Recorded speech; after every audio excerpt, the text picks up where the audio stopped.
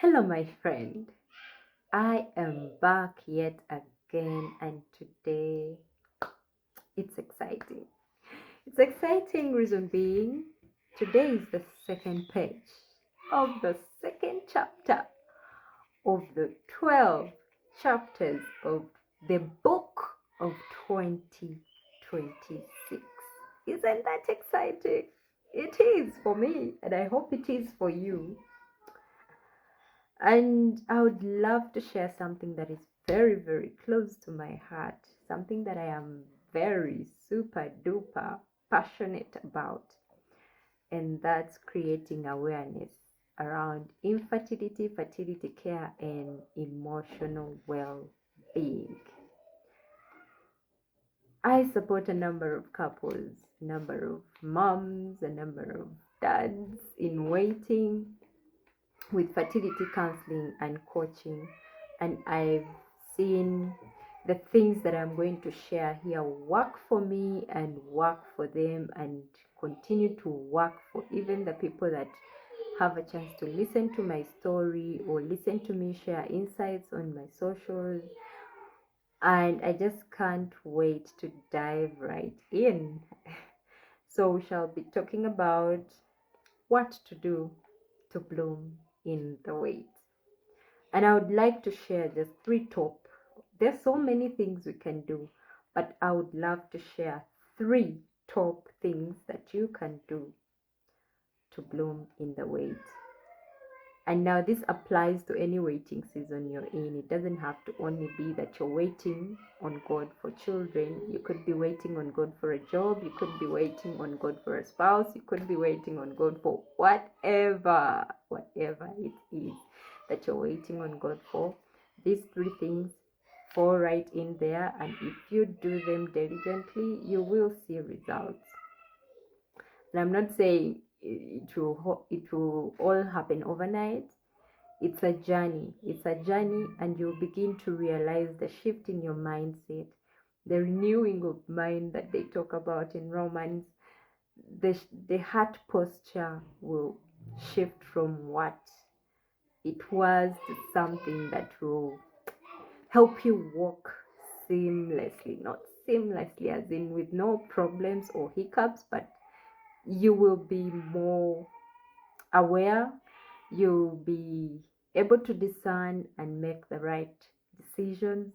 You'll be able to look at things a different way. And most importantly, you'll develop a heart of gratitude. And you would notice the small changes, the small miracles that you never ever paid attention to. So these three things, number one, topping the list is prayer. I know that prayer is so wide, but it's something that you learn by doing. You just don't think about it and imagine it will work on its own. You learn by doing. You might start praying and you don't even know which words to say. You don't even know which posture to be in while you're praying. You don't even know. It's a whole lot.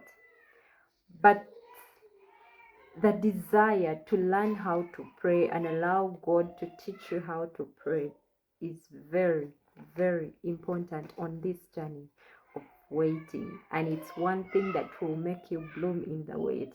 You've been, I don't know, picture this, you're in the middle of a chaos that the people around you know about. But when they see you, you don't quite look like the problems. You don't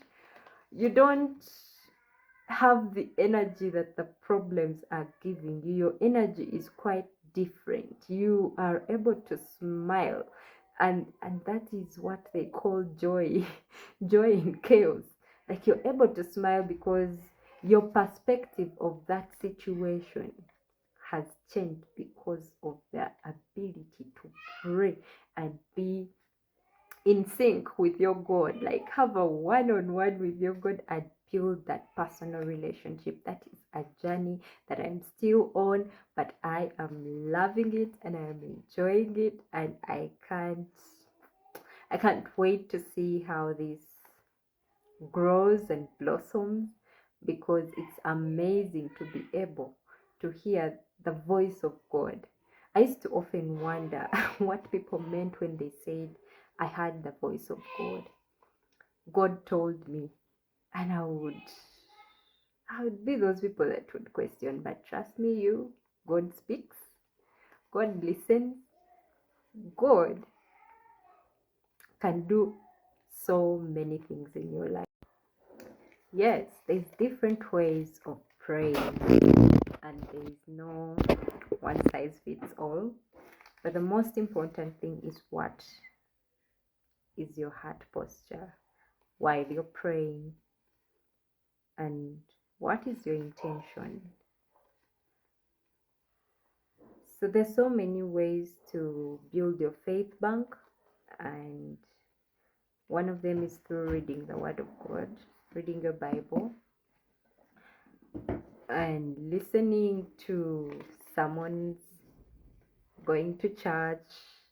Someone's, you could listen to the sermons online these days. YouTube has a number of beautiful sermons that can speak into your spiritual life and help you build your faith bank.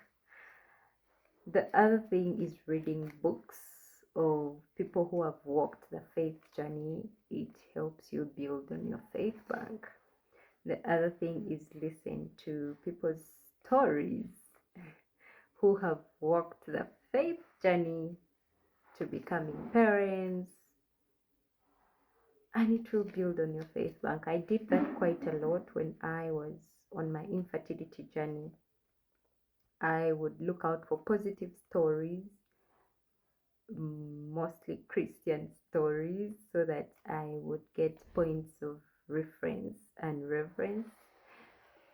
And it helped quite a lot. It shifted my mindset and helped me to look at my situation a different way, and my prayers started to change. At first, the prayers were prayers of regret and asking God, why me?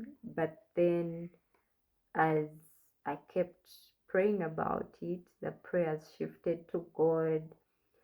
Use me in this season of my life to help me discover my purpose, so that I can share my testimony with people, share my story with people, so that they can be impacted and get to know that there is a God behind all this struggle, behind all this pain, behind all this self-sabotage and everything that goes on with the infertility journey. And trust me, I am living that prayer now. And the second thing that I would love to share is journaling. I know this may not come natural for everybody. There are some people who journaling comes easy, and there are those who don't quite like journaling. But journaling is such an important way to just brain dump, like offload that brain clog on a paper.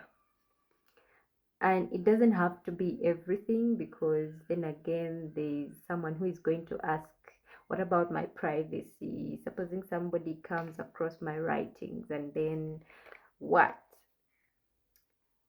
It doesn't have to be everything that you write. It can be like a prompt, something that if you read 2-3 sentences, you can remember the entire story, or the entire situation behind the reason you wrote that down. And I'd just love to share some of the samples. Maybe I'll attach them on the video, but it's something like this. I don't know if this is clear. I know it may not be very visible, but I'll share the screenshots of this so you can get to know what I'm talking about.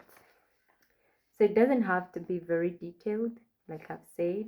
just a prompt, and then when you read it later, you can actually backtrack and remember as far back as that moment. In fact, it somehow paints a picture for you of that moment. And that's why I was saying that this journey gets you to a point of gratitude, because when I read through all these things that I've written here are answered prayers. When I read through them, at the point I was writing them, it was a different story altogether. But right now, as I read them, I'm so full of joy and gratitude because they are answered prayers. Even when I wrote them with tears, even when I wrote them with sadness, right now they give me pure joy when I read, and I'm like, God had always been there. Maybe I just didn't recognize that He was there in the moment, but He has always been there and He will always be there. Then the third thing that I would love to share is what I believe you have heard people say over and over again, and that's self-care. And self-care may come in different ways. It is hard to dive into self-care when you're going through a season like this, because there's no drive to do anything that you like. Instead, it actually just deprives you of the things that you used to love. You feel you can no longer do them. You feel you don't have the energy for them. And that's why I insist on social support. I'll tell you a brief story on how I embraced self-care during that season. I was always in isolation. When weekends would come after work, I would not want to be anywhere else except my place at our home. But it was weighing down on me, and the best I could do is just watch videos or just look for a movie to try and encourage me, or listen to someone. But sometimes you need interaction with people.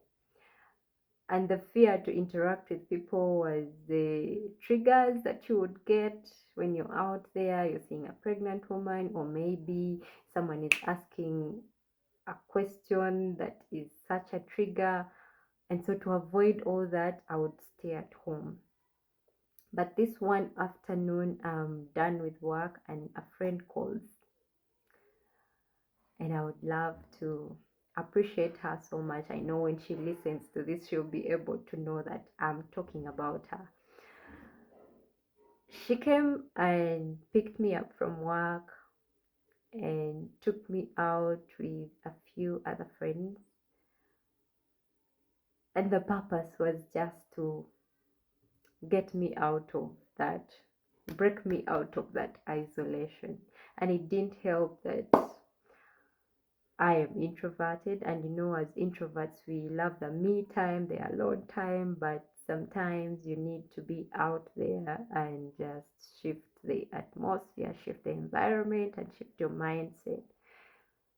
So we went to a restaurant and had a scrumptious meal. It was so delicious. Meanwhile, I didn't pay a single penny. We had the meal, then later she drove off to a certain place for us to just go and sit, relax, and talk. Then shortly after, we went in for spa. I had never in my life gone for a spa. I didn't even know what okay, I had an idea of what happens, but I didn't really know the experience, how it makes you feel, how it relieves you of the tension. I didn't know all that. And we went into the spa and had a steam bath, and then later we had some evening snacks, and I went home. Oh my goodness, that experience didn't leave me the same. I remember that Saturday night I got home and slept. It was around 9 p.m. when I took my bath and slept. The next I knew, it was 11 a.m. Sunday morning. And that had not happened in a long while. Like, it had not happened in a long while. I had never had such good sleep. I slept like a baby. And I was like, what just happened? Like, how did I not know that this is something that could be important for me to walk this journey more easily, or more, I don't know how to put it. It can never be easy, but like, it changed something. It changed the way I felt in the moment. It gave me some good sleep. I had enough rest for the first time in a long while. I slept like a baby. And that moment changed changed me and how I did my self-care. It was just so amazing. The headache that I was feeling in the moment when I was going there, the tension that I had, all, I was so relaxed and so at ease. And so I encourage you, if you want to take that coffee and you have the means, please go take that coffee. If you want to go out to the gym and you have the means, please go out to the gym. If you want to just take a walk, a stroll, do that, as long as it's going to help you feel better. If you want to go out with your friends, the ones who understand you and know the journey you are walking, and they are a good support, go out with them and have a little fun. So you walk the journey with gratitude. So those are the top 3 things that I wanted to share with you, but I can share more if you would love to hear more of what you can do to bloom in the way. There are quite a number of them, but those are the top 3 that I wanted to share with you, and I hope that you have enjoyed and that it has blessed you. Till next time, ciao ciao.